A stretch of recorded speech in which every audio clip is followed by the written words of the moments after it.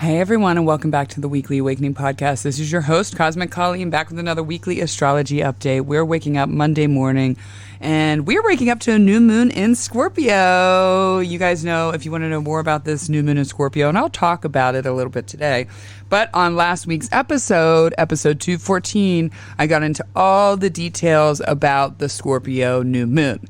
Now, we really began to feel that on Sunday, and we're starting the day out today in that new moon energy. The moon was official, right? So they officially conjoined at 4:27 a.m. That is East Coast time. So again, us here on the East Coast, we woke up to this new moon, and we might feel a little bit lighter about something after feeling kind of strongly this weekend, which again, I talked about on last week's episode. Now, we have a little bit of a quieter week until we get to the end of the week. And then the weekend, we're having another Mars story, like I said on last week's episode. So on Friday, so we wake up today, we got the new moon. It's going opposite Uranus. And again, last week I talked about it.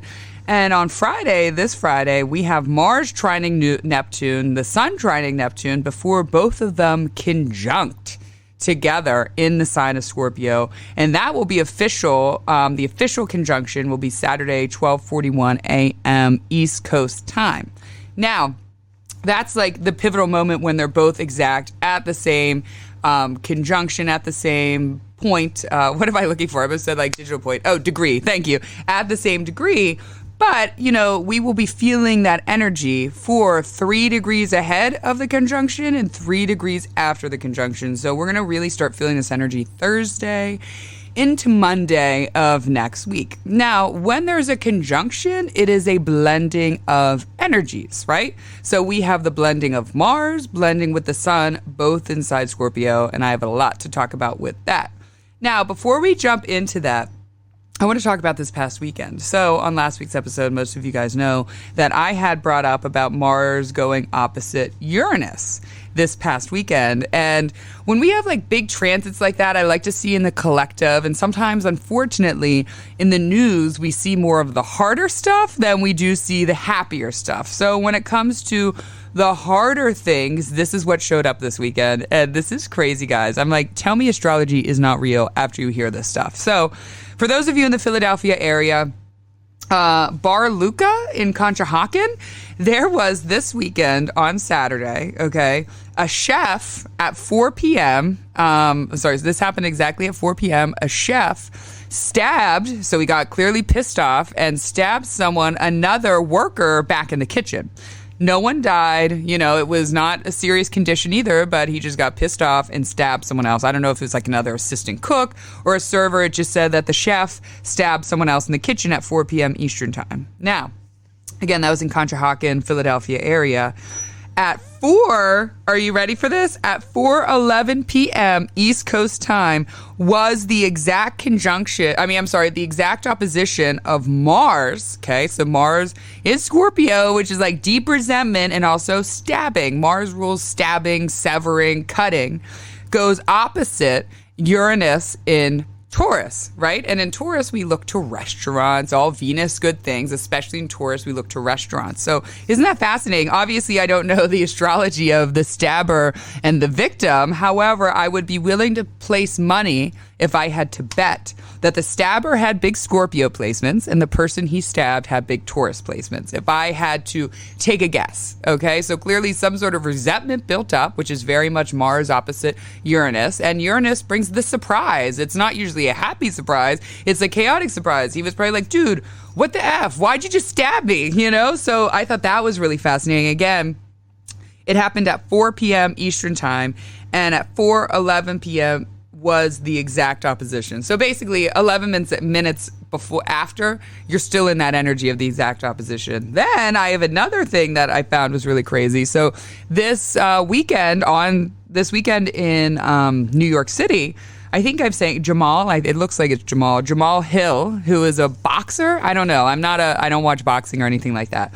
But he was in his van with all of his people, you know, assistants, everyone, and they got stuck they turned onto a road and got stuck in a Palestinian protest in New York City. And it turned violent quickly. He had posted on social media, like, this is getting crazy. They're trying to break into my van and hurt me. They had ripped open the van doors. They were breaking the windows of his van. They were smashing it. They were doing all crazy shit to his van. And again, he didn't have any part of everything that's going on with that whole stuff. He was just trying to get around the city in his van. I think he might have been headed to Madison Square Garden or leaving Madison Square Garden, and literally his van got attacked, and he almost got attacked. They kept trying to open up the doors. They did get the door open, and they probably would have, obviously, I'm sure he would have fought a little bit because he's a fighter. But I looked up his astrology, and guess what? He is a Taurus. It didn't show much else besides that. It's on Google. You can usually find any type of celebrity, even ones that aren't even that famous. Someone out there is doing their astrology chart, which I find fascinating. And he's a Taurus. Again, they didn't have the rest of it, so isn't that, right? He's a Taurus. He's just trying to do his Venusian Taurus thing of fighting, and this right then at the opposition, he ends up on a road, and this big, this big protest, very Scorpion, lots of anger and fighting and, very cathartic feeling, and pretty much got his whole van assaulted intact. Luckily, everything hung tight and he got out of there. So I just thought those were really two very interesting. Oh, as well as this weekend in Philadelphia, one of the Sixers players, he got hit by a hit and run. He lived.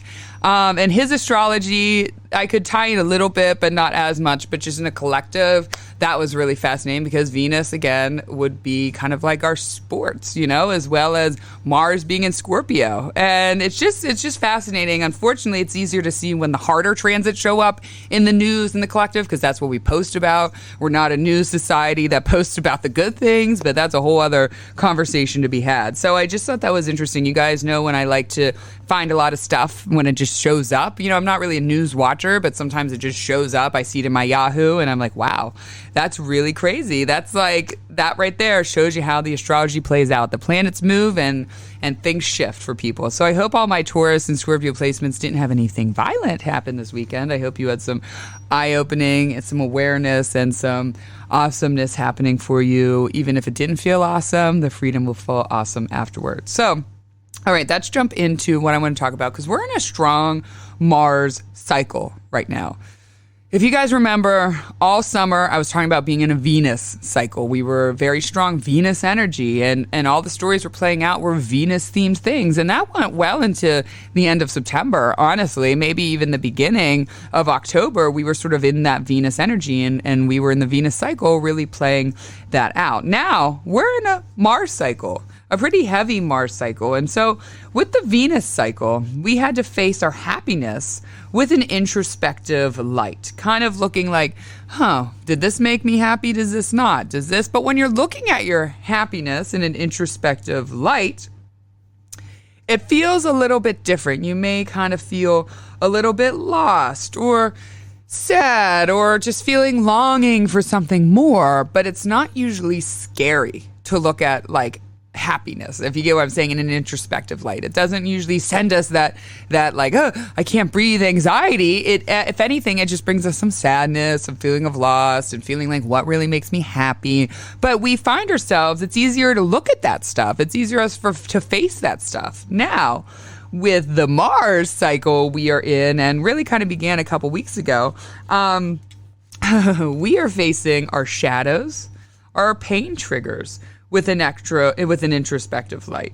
And does that to you feel a little scarier than the other? Because I'm sure it does. I know for all of us, I know just for my conversations with my clients and everything like that, and just people in general, it's scarier, right? Our body has a reaction because when we were young, we weren't taught how to look at our feelings, how to understand our harder feelings, how to understand our pain, our anger, our triggers, our sadness, right?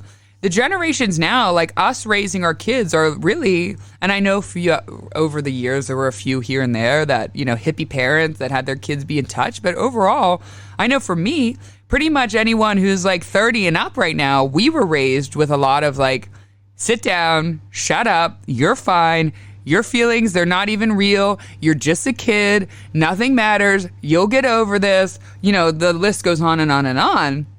However, that didn't really quite happen when we got older, right? We got older and said, oh, wait, actually, we're all anxiety, depressed, drug addicted adults. So how do we get past that? And that's because we did not feel the feelings. We didn't understand how to accept them, how to not fear them, how to let them process. So now when those hard feelings come up, it's kind of hard for us to go there and look at it. We don't want to. And then it sort of will sometimes throw us into deep despair, or we're afraid it's going to throw us into deep despair, right? Again, when we look at our happiness in the introspective light, there's not that fear. It's just, like I said, lost, wondering, not feeling whole. But when we look at our shadows, it's not going to feel light, and it instantly triggers inside of us fear, anxiety, all of those things, uncomfortable moments, uncomfortable feelings that we never learned to do as kids. So now it comes up and we can't run away from it. You can, but the same cycles, the same pain, the same shit is going to keep going on and on and on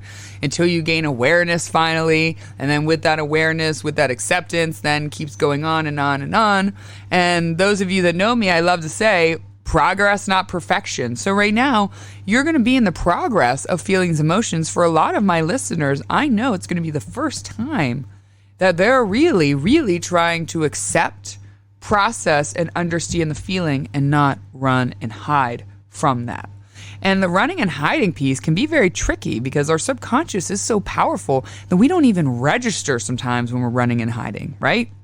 The running and hiding can look in as a distraction of like, I'm going to go shopping, or I'm going to go meet 3 of my friends for dinner and have wine instead.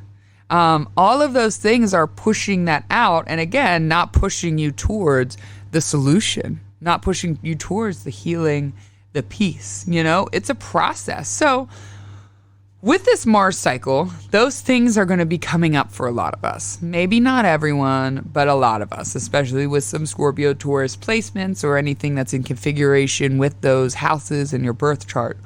And I invite you to fearlessly sit without running to distract yourself and allow the process, okay? Allow the process, and that is the secret, I'm telling you, to peace and well-being. Everything I'm preaching to you, I have done and continue to do. I have sat for many years in ugliness in order to move that feeling out of me because I didn't want to have those reactions. I was the number one person who hated feeling any reaction other than happiness, excitement, but then I knew that wasn't the solution. So I forced myself so that I did not feel anxiety or scared to feel these things. I did it over and over again for years, so that now when this comes up, anything comes up, pain, trigger, all those things, it doesn't mean I'm not sad, I'm not feeling them, but I look at it fearlessly, right? I look at it, I know it's not going to kill me, and I know that it's only going to make me stronger, and it's going to be freedom. And when you practice that, right, you're learning to detach from the expectation, from the pain. You learn to detach from things around you, and you learn that this is not you. The pain is not you. It's just something you're experiencing right now, and you just got to feel it. And once you get over that hump, it becomes easier and easier. And so imagine if for the last 20 years, right? And this is tying into the progress, not perfection.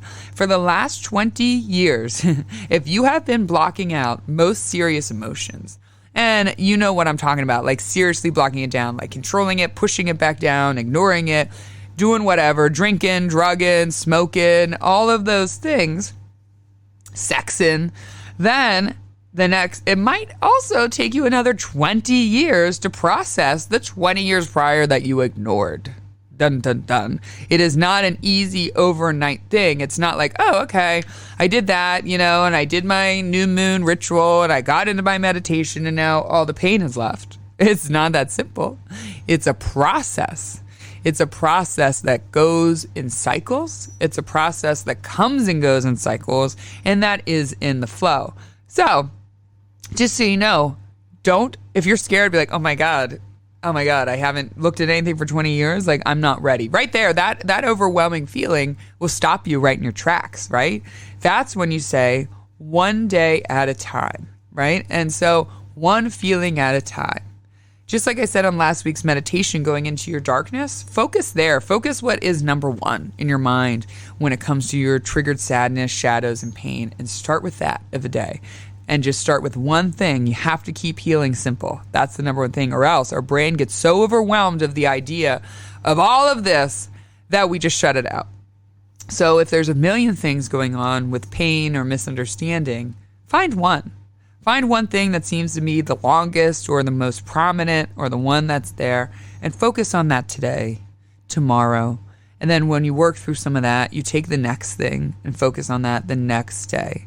All right? So when you get overwhelmed in the healing process, say to yourself, what can I do today? What can I work on today? What can I focus on today? And you can even take that into this moment. What can I work on in this moment? What can I work on with that? Because we are in this Mars cycle. And so the new moon, like I said, last week's episode, by today we should feel a little reprieve, a little bit lighter after this weekend's sort of emotional outburst or tension or triggered arguments that had happened, and feel a little bit, okay, not totally settled, but a little bit more just lighter about it. However, this weekend, like I said, starting around Thursday, we can feel a little more triggered again within Mars conjunct the sun in Scorpio. Now, not just trigger, can be a good thing for power too, for like really harnessing your power, really standing by your power, really like sharing your power with someone. So there is some good things, but by nature, Mars cycles are much harder to look at than some of the other cycles. And they're sometimes scarier and harder to handle emotionally than the other ones. And life is just not all fucking butterflies. It isn't. But when we face this, like I said, when we fearlessly keep walking a path of facing all of that, pushing it away, life does become pretty happy, even when in the hard stuff, because then you're learning the secret to detachment, happiness, flow, and peace, and that is looking at your own bullshit and sadness. No other way around it, I'm telling you. When Mars conjuncts the sun, we're going to be feeling a few different things. So these are some of the things that are coming up. Now, this conjunction is happening in Scorpio, like I said, and then the last time I talked about in last week's episode, every 2 years the sun will conjoin Mars. Mars, well, yeah, same thing. Mars will conjoin the sun every 2 years. So, in different signs, though. And then it kind of has a rebirth of a Mars cycle for the next 2 years. Now, 32 years ago was the last time that Mars and the sun conjoined in Scorpio.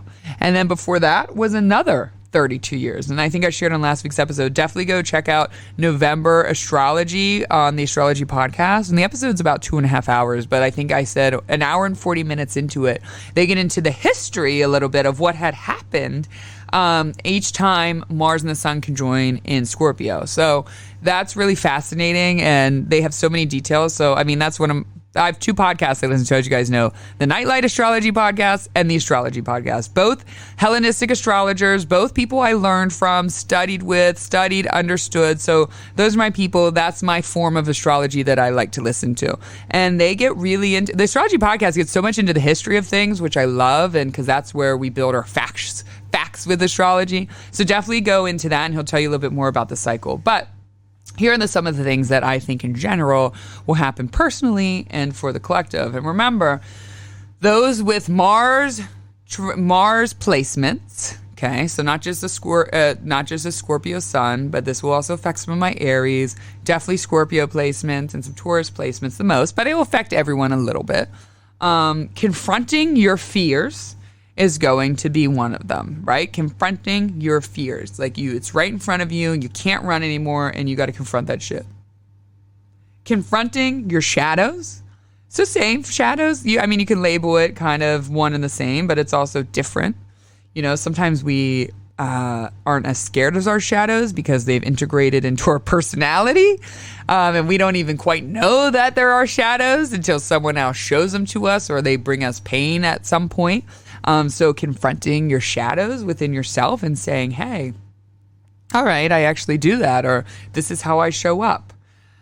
Blending your shadows or having like a new rule for them in your life, you know? So sometimes we can't fully leave our shadows, and sometimes not all of our shadows are bad, right? What's the base of our shadows? Like, get to the realness. What's the base and the understanding of your shadow? And sometimes with that we say, you know, like, you can't beat it, join it. There's a little bit of like, okay, I can't totally, change the shadow, or maybe I don't want to, but yet I can bring in and maybe change the role of the shadow or shift the shadow around so it's not so heavy, it's not so dark, it's almost integrated in a more positive way inside of myself. Blending or combining power is one. Like you said, this can be like turn on the power, so you can combine your power with another person. You can combine your power with another spiritual entity or something otherworldly, just combining or blending your power. Or maybe you're blending two different sides in you, two different powers into one. Bubbling to the top. So something is bubbling to the top. Maybe it's you that's bubbling to the top. Maybe it's a storm that's bubbling to the top. Maybe it's some sort of resentment fight that's bubbling to the top, or something inside of you. Or maybe, like I said, it's that triggered emotion that finally is bubbling to the top and you cannot ignore it anymore. An emotional sacrifice, having to make a sacrifice or an emotional sacrifice for someone. Maybe someone's doing it for you. Maybe it's something in the family, but an emotional sacrifice. And remember, before, though, we reach this total Scorpio conjunction, just before, there is a trine to Neptune, which is right after the new moon. So also, before we enter that, maybe becoming more slightly opened to looking at our shadow self before the conjunction takes fully place. So almost like, this is what came to me, because, with Neptune, there's a little like, what's the word? Illusion, delusion. It's kind of like trippy, otherworldly, like let me get out of my mind. So I've kind of like put this funny analogy together, but it's almost like taking nitrous before you get a tooth pulled, right? It's or like some sort of dental thing that you're like afraid to face, It's almost like that. So with this Mars and the Sun try Neptune, you get a little nitrous, something to take the edge off, a tiny, tiny bit, something to take the edge off to help you kind of dive into those shadows, those fears, or the things that you've been scared to face. Whew. So I'm liking that. And then, like I said, on next week's episode, and then the Mars shit will kind of tone down a little bit, but then next week, the next Saturday, so again, you see what I'm saying? We got Mars. The next Saturday, Mars will square Saturn. So we'll talk more about that. I cannot wait. That is because, what day is Mars? Oh, yeah. So next Saturday, the day before, Mars moves into Sagittarius, and then it squares Saturn and Pisces. So, I think it's going to feel a little less harsh than last weekend and this coming weekend. But those are all the details. I want to remind everyone, thank you for supporting this podcast. The best way you can support this podcast right now. I'm fully self-supporting. I don't ask for money. I don't ask for contributions. I just ask for you guys to send this to a friend. Send this episode to a friend, rate it, review it, subscribe it, post about it. So many of you guys continue to do that. I'm telling you, I'm reaching numbers every week, new numbers. And I know that's because of you. Really, it is. I really have cut down my social media, as you guys know, since I've gone on that social media stop a couple of months ago. I still haven't been able to go bring back my videos. I just haven't. And I've been reflecting that. And I love to be on camera. I love to talk. But I realized with my life being so chaotic as it is right now personally, and going through so many shifts and being pulled in so many directions to help people right now, like in my family and stuff, I realized that I was thinking this weekend, when I do my videos, which I love doing and it comes very natural to me, but then I get overwhelmed because I got to respond to all the comments, right? And part of now the way the algorithm works is like, if you want your shit seen, you got to respond to comments. So on Instagram, I don't get as many, but when I post on TikTok, I haven't even clicked on TikTok in 7 weeks, not even to open it up to scroll. And it keeps trying to get me, in there.